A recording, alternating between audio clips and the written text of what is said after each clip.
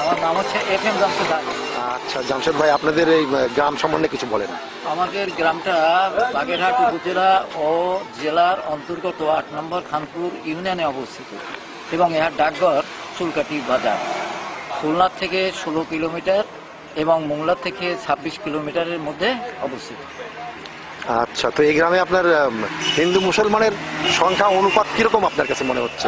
মুসলমানের সংখ্যা 75%, আচ্ছা, আর অমুসলমানের সংখ্যা 25%। অন্য ধর্মাবলম্বী যেমন হিন্দু বৌদ্ধ আছে নাকি না আপনাদের না গ্রামে? না, শুধু হিন্দু।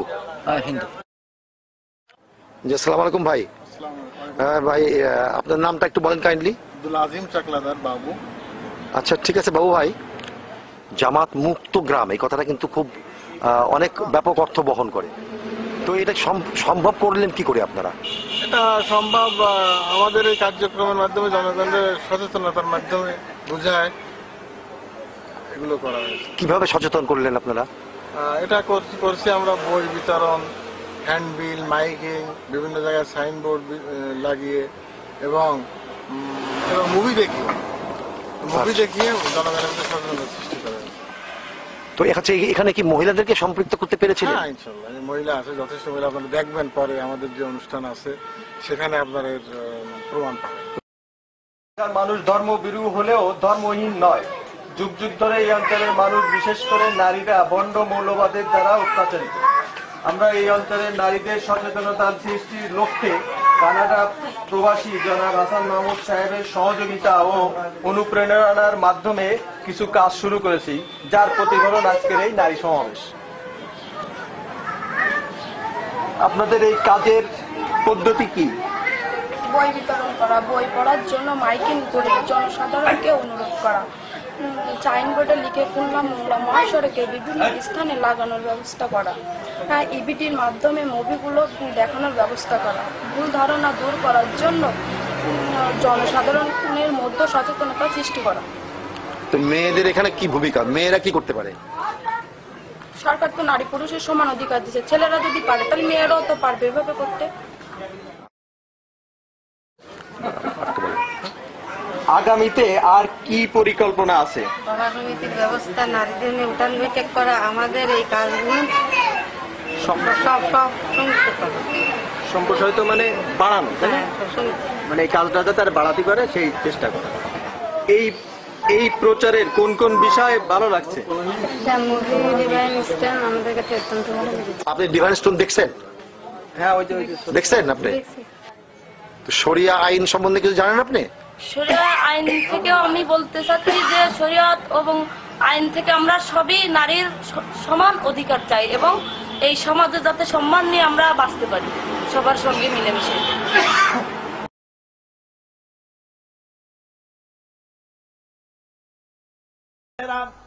নবীজি নারীর যে অধিকার দিয়েছেন এই পৃথিবীতে এত বড় অধিকার আর কেউ দেয় নাই। জোরে বলেন সুবহানাল্লাহ। আমার ভাইয়েরা শুনুন, কোন মানুষের যদি 3টা মেয়ে হয়, রাসূলুল্লাহ বলেছেন 3 মেয়ের পিতা যদি কেউ হয় তাহলে ওই 3টা মেয়েকে যদি যত্ন করে, ভালোবাসে, মহব্বত করে, দিন শিখায়, আদব শিখায়, আর তাদেরকে যদি সৎপাত্রস্থ করতে পারে, কিয়ামতের দিন আমি মুহাম্মদ সাল্লাল্লাহু আলাইহি ওয়াসাল্লাম আর ওই 3 কন্যার পিতা বেহেশতে এক জায়গায় থাকবো। ছেলের ব্যাপারে কিন্তু কথা বলা হয় নাই, কথা বলা হয়েছে কাদের ব্যাপারে? মেয়েদের ব্যাপারে। মা বোনেরা, আমি বিশ্বাস করি আপনারা যদি জানতেন পৃথিবীর মুসলিম মহিলারা যদি জানতেন ইসলাম তাকে কি অধিকার দিয়েছে, তাহলে সব রকমের নারী পক্ষ, নারী অধিকার আন্দোলন, এ হাবিজাবি আন্দোলনের বুকে লাঠি মেরে সব মেয়ে লোক রাস্তায় নেমে মিছিল করতে গভর্নমেন্টের বিরুদ্ধে, যে কোরআন আমাদের যে অধিকার দিয়েছে, রাসূল যে অধিকার দিয়েছে, সেই অধিকার ফিরিয়ে দাও।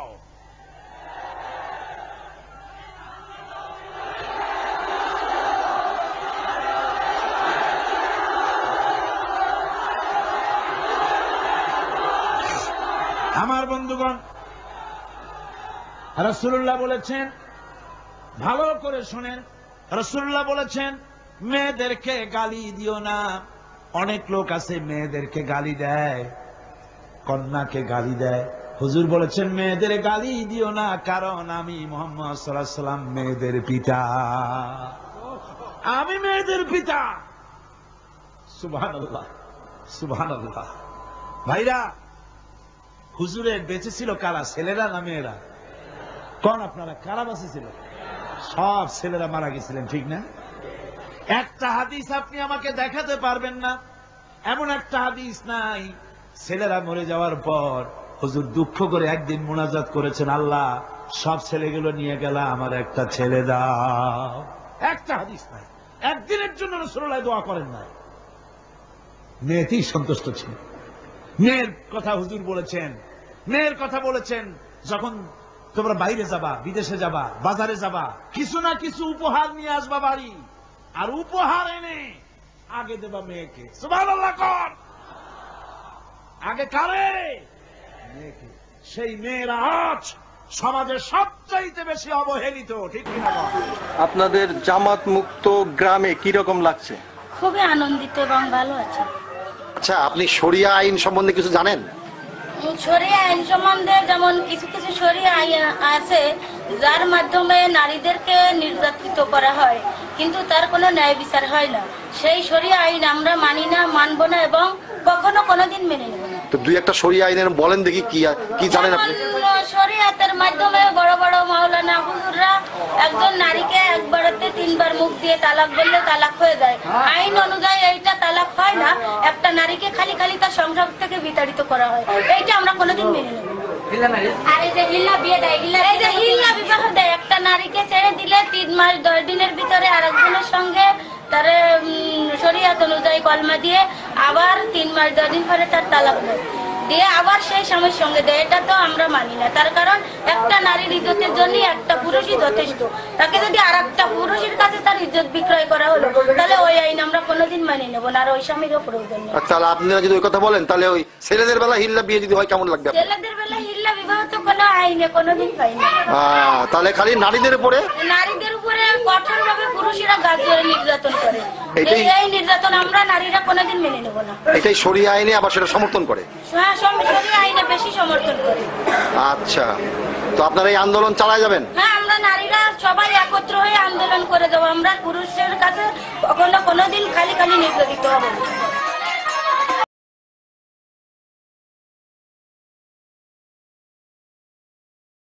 হিল্লা বিবাহ এটি ইসলামের দৃষ্টিতে আদৌ জায়েজ নাই, একেবারেই হারাম, একেবারেই হারাম। তালাকের বিষয়টা, হিল্লা প্রশ্ন আসে তালাকের পরে, তাই না? সেই জন্য তালাকের কথাটা আগে বলে নেই। ইসলাম কিন্তু তালাক চায় না। আল্লাহর কাছে সমস্ত বৈধ জিনিসের মধ্যে দুটি বৈধ অত্যন্ত জঘন্য, নিকৃষ্ট। একটি হচ্ছে ভিক্ষাবৃত্তি, আর একটি হচ্ছে তালাক। আল্লাহ পাক আদৌ পছন্দ করেন না।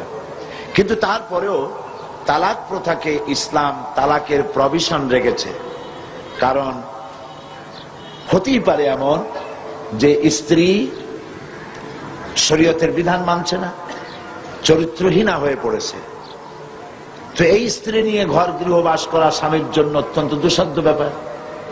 আবার এমনও হতে পারে যে স্বামী নপুংসক হয়েছে, পাগল হয়ে গেছে, জালিম। এই স্বামীর ঘর করা স্ত্রীর জন্য মহা সমস্যা।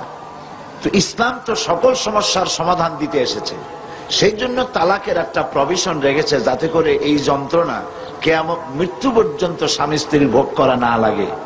কিন্তু এই তালাকটা কখনোই রাগের মাথায় পানে চুন কম হয়েছে কেন, বেগুন ভর্তায় লবণ বেশি হলো কেন, গোশতের মধ্যে তেল বেশি হলো কেন, ভাত এত নরম হয়েছে কেন, এই সব হাবিজাবি কথাবার্তা দিয়ে কথায় কথায় স্ত্রীকে তালাক দেওয়া যাবে না। তালাক হচ্ছে, দেখা গেল যে স্ত্রী দুশ্চরিত্রা, চরিত্রহীনা, অথবা শরীয়তের বিধান মানে না, তাকে চেষ্টা করা হবে, স্বামী স্ত্রীর মনোমালিন্য হয়েছে, চেষ্টা করা হবে মনোমালিন্যকে দূর করে স্বামী স্ত্রীর ভালো সম্পর্কে স্থাপনের জন্য চেষ্টা করা হবে। সেজন্য কোরআন শরীফ বলেছে যে এই চেষ্টার জন্য উভয় পক্ষের মুরব্বীদেরকে ডেকে সালিশ করো। সালিশে যদি না হলো তাহলে প্রথমত চেষ্টা করো স্বামী স্ত্রী নিজেরা দুইজনে, তাতে যদি না হয় তাহলে সালিশ ডাকো। সালিশে যদি না হয় তাহলে এক তালাক দাও, একসঙ্গে 3 তালাক দিও না, 1 তালাক দাও। 1 তালাক দিয়ে সময় দাও, বিছানাটা আলাদা করে দাও, একসাথে এক বিছানায় থেকো না। 1টা তালাক দিয়ে অপেক্ষা করো, দেখো যে 1 তালাক পাওয়ার পরে স্ত্রী তার চরিত্র সংশোধন করে কিনা, ফিরে আসে কিনা। যদি ফিরে আসে তাহলে 2য় মাসে তাকে তুমি তোমার কাছে ফিরিয়ে নিতে পারো। এ হলো আল্লাহর বিধান। এ বিধান কার? আল্লাহর বিধান। কোরআন শরীফে আল্লাহ পরিষ্কার বলেছেন 2য় মাসে তারে ফিরায় নাও। 2য় মাসে দেখা গেল স্ত্রী ফিরল না, তার পূর্ব নীতির উপরই বহর, চরিত্র ভালো হলো না, তওবা করলো না, শরীয়ত মানলো না, তাহলে বশ্যতা স্বীকার করলো না, তাহলে 2য় মাসে আর 1 তালাক দাও, বিছানা ওইভাবে আলাদাই থাকুক। যদি স্ত্রী স্বামী থেকে এই বিচ্ছিন্নতায় বিরহ যন্ত্রণা সহ্য করতে না পারে এবং নিজের দোষ ত্রুটি বুঝতে পারে আর যদি ফিরে আসে, তাহলে 3য় মাসে তারে ফিরায় নাও। দেখছেন আল্লাহর বিধান, ফিরায় নাও।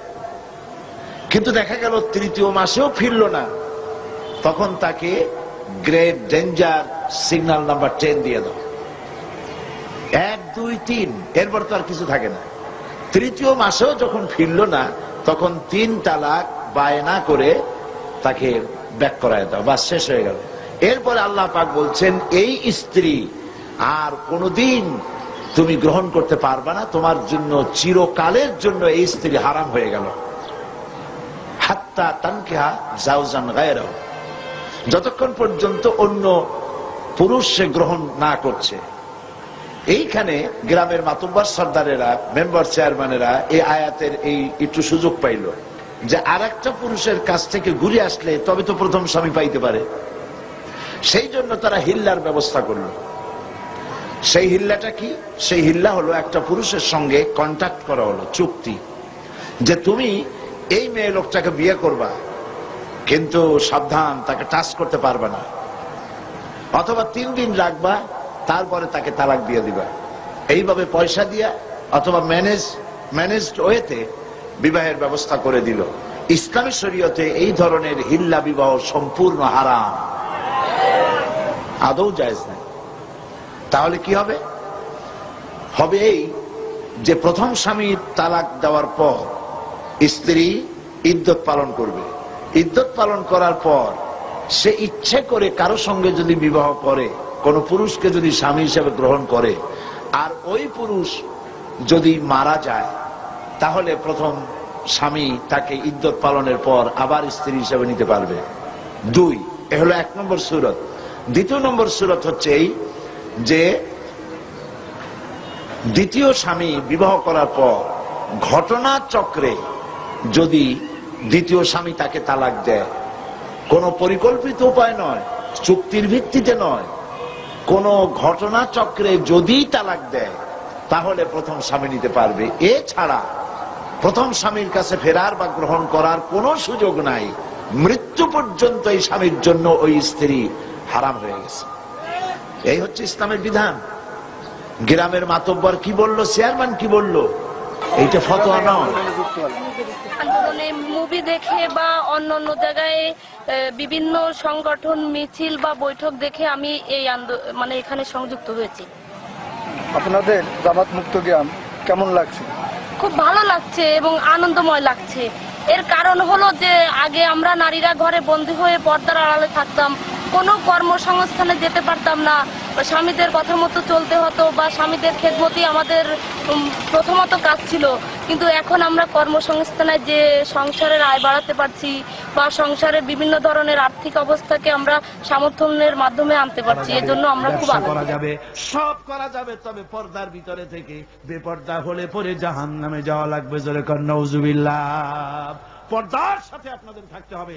আমার মা বোনেরা, চাদর পরেন, বোরখা পরেন, বোরখার চাদর ছেড়ে দিয়েন না। দেখবেন একটা জিনিস লক্ষ্য করেন, বোরখা নাই, মাথার চুল টুল ছেড়ে দিয়ে লিপস্টিক লাগাইয়া মেকআপ পরে, তারপরে যদি কোনো দোকানে যান মার্কেটিং করতে, সেলসম্যান দেখেই কবে আপা আসেন আসেন, বাবি সাহেব আসেন।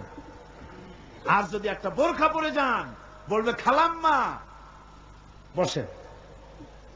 একটা অজানা একটা পুরুষ আপনার আপা কইলো, ভাবি কইলো, এতে মজা না? আপনাকে খালাম্মা বলে সম্মান করলো, সম্মান কোনটায়? সুতরাং বোরখা পরেন, চাদর পরেন। ইসলাম আপনাকে যে বোরখা পড়তে বলেছে, চাদর পড়তে বলেছে, আপনার সম্মানের জন্য।